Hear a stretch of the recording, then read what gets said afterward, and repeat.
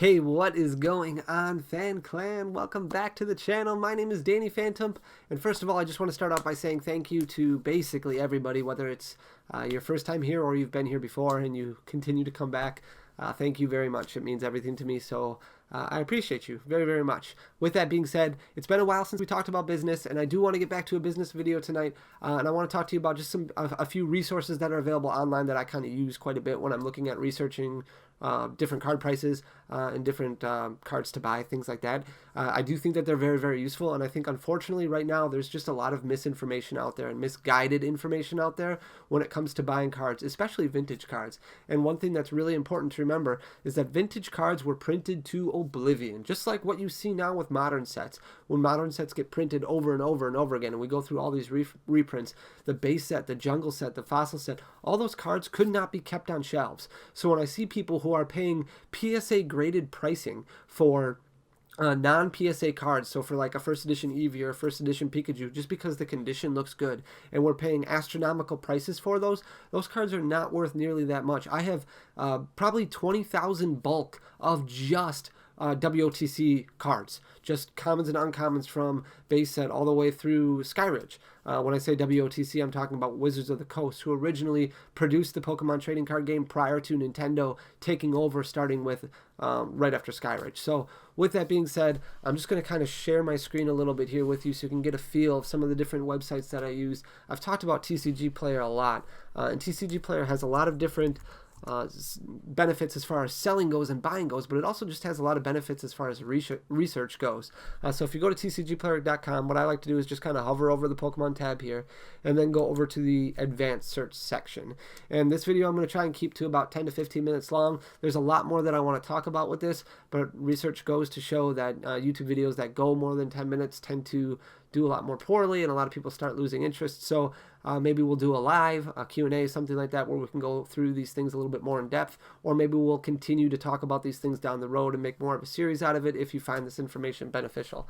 So one thing that we're going to focus on right now is we're just going to look at set names here, and we're going to go to the base set. So this is just the original, just vintage, and I feel like you can find a lot of base set cards right now, whether it be on Facebook Marketplace or whether it be just on browsing different groups on Facebook or different flea markets or different swap meets or yard sales, things like that, whatever you want to call them. So we're going to switch to the base set right there, and we're just going to hit the search feature. So this right now is sorted by best selling, and we're going to, on the left hand side here, we're going to choose near mint as the only feature that we want to look through.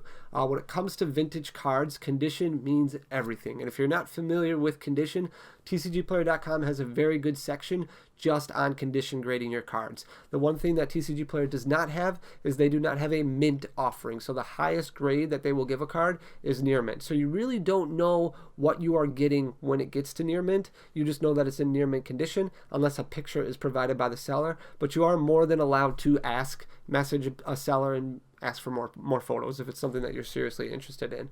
Like right now, I think there's a base set Charizard on TCG Player that's like $450 that says near mint condition, but there's not really good photos of it. So that might be something where you'd want to get better photos, because if it is mint condition and has an opportunity to get a PSA 10, it's obviously worth a lot more. We're going to scroll down a little bit, and we're going to look at just a popular card right now is Charmander. Charmander is just a popular card in general, but the thing that a lot of people don't understand is in near mint condition, this is a $3 card. So you're looking at $3 plus 99-cent shipping, and there's plenty of listings. There's 264 prices with 15 photos. If we go here, you can tell there's plenty of different pages, and again, these are only near mint cards. So some of these do have photos available to look at, but you're looking at anywhere from $3 to $4 just for a Charmander. However, what is this card actually worth? Well, in near mint condition, it's only worth $3. And that's something that's very, very important to remember. If you go and you look at eBay, and let's say eBay is also a very good resource, which, I mean, there's no doubt that it is because of the filter options that are available. This helps give you a lot of baseline pricing. Both of these websites are what I use for a lot of baseline pricing when I'm negotiating with people. If you go on the left-hand side here and you just set your search filters to completed items with sold listings only, that's what we're looking at right now for base Charmander PSA 10, and we're going to look at the most recent ended auctions or buy it now. So you can tell right here, the first one that pops up, well, technically the second one that pops up, but is a 1999 Pokemon base set unlimited Charmander number 46 PSA 10 gem mint. So this is kind of what we're trying to get understanding for what a perfect Charmander sells for. So it sells for $226.38. So when I have people messaging me and telling me that they have a $225 card that they want to sell, your Charmander in mint condition, as long as it's PSA graded, yes, right now it is worth $225. But if it is in near mint condition and it's not PSA graded, it's only worth about $3. And that's something that I want people to understand, because a lot of people are thinking that their Charmander that is currently sitting in a binder in their parents' attic or in their parents' basement is worth $226 because it's in perfect condition. It hasn't been touched for 20 years. They think that it's worth this much. Unfortunately, it's not. It's only worth this much. It's only worth $3 to $4. Once you get it graded, and if it comes back as a PSA 10, yes, then it has the potential of being worth $226.38, or whatever the market price is during that time. Now, unfortunately, PSA is very backlogged. So if you send something off for a fast turnaround, let's say a 5-day turnaround, you're looking at close to a month just to get your card back. If you're looking at sending it for a 20-day turnaround, you're looking closer to 3 to 4 months to get your cards back. If you're looking at the standard turnaround time, right now it's anywhere between 8 months, 9 months, somewhere around there. We're hoping that gets better now that PSA got bought out, but there's no guarantees on that. So if you think that right now PSA is sitting on tons of cards, and with Pokemon's boom, there's no doubt in my mind that some of these graded prices are going to start going down. And I'll show you some examples of that in a minute here. One thing that you can also do is if you go to Google, I find PSA's population report to be a very beneficial thing. So let's just say you go to Google and you just type base Charmander PSA 10 population report. So you can go to psacard.com and you can search for the same thing. You can just kind of go through the filters up here and you can find the population report. I just like doing it this way to kind of show you guys an example of how easy it is to find. But this will show you all the base set hollows, the shadowless hollows, the first edition hollows, and how many cards exist in each grade category for PSA.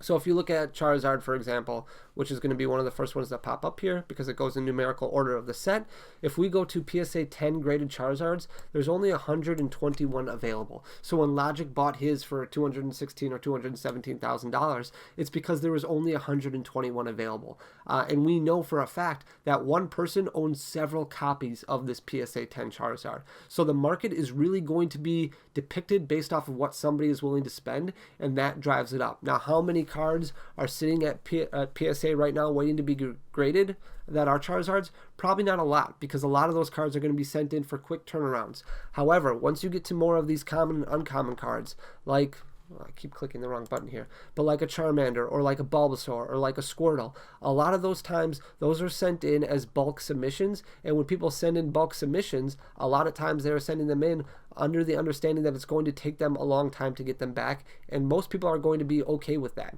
and they send them in as a bulk submission in order to decrease their grading price. So if we look at Charmander here, we can see that there's 595 that are PSA 10 graded. Now that's not a high number, but again, with the amount of people who have gotten into the Pokemon game lately, this number is in no doubt in my head going to get a lot higher in the upcoming months. So this also kind of gives you an understanding of how difficult it is to get a PSA 10. A lot of people weren't grading a lot of their vintage cards back in the day that were commons and uncommons. It just wasn't a common practice. But nowadays, a lot more people are doing it because they can see, you know, this is the potential return of it. So with that being said, I do want to go to another thing quick before I kind of cut you loose.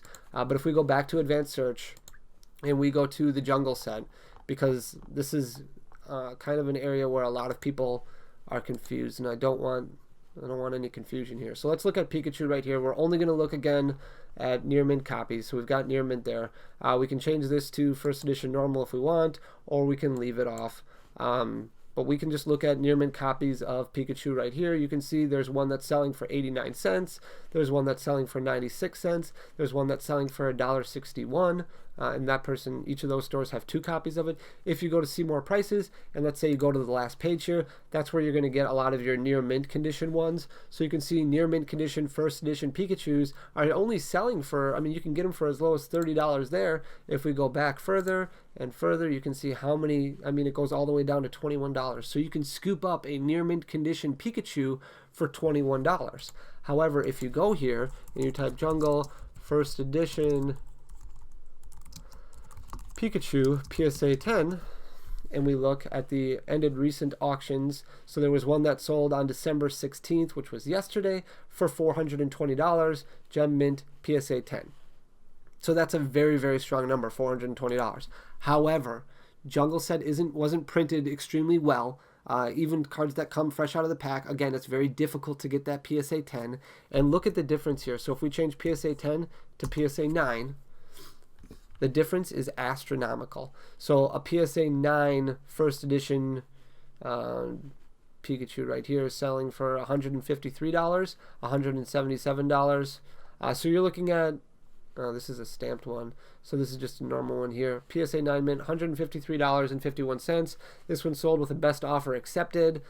This one was $119. So these are all auctions that have sold within the past week or so at PSA 9. You're looking at $300 as far as the difference goes between a PSA 10 Pikachu and a PSA 9 Pikachu. So when you're going out and you're starting to look around for cards and you're making offers to people who have, you know, whether it be a Jungle card or whether it be a Fossil card or whether it be an old WOTC card that's first edition or has the potential of being an extremely high price card when it comes to PSA, you should not pay anywhere near any of these pricing, and you should not pay a premium based on the fact that you assume it's going to get a PSA 10, because you can go on TCG Player and you can buy near mint copies of a lot of these cards for considerably cheaper. So this is what I think that a lot of people should be using as a baseline. This is also a very good bargaining tool. When people sell on a lot of these websites, they say, oh, I'll sell it for TCG Player low. The thing is they are not factoring in the fees for TCG Player low. So potentially you should be able to go in there with an offer of 13% or more under their asking price, just because they don't have to worry about those fees. When you look at EVs here, you can buy an EV first edition near mint for 45 cents. So if you're somebody who's going through a binder and you want to buy an old school binder and you're looking, oh, there's an EV, I saw one of these that sold, a first edition one sold for $500 on eBay, that was in perfect condition, and this one's in perfect condition. Well, if you actually scroll here and you look at what the near mint condition cards are on TCG Player, the lowest one is actually $12. So you're really going to want to go in there and you're going to be like, hey, I can give you $6 for this EV, but I'm not going to pay you $400 just because you're assuming that it's going to get a PSA 10. So there's a lot of people who I see that are making mistakes when it comes to buying cards, especially when it comes to commons and uncommons. Remember these things. Remember that these were produced a lot. These were printed very heavily. And also remember that there's a lot of cards that are sitting at PSA in their logs right now that still need to get graded.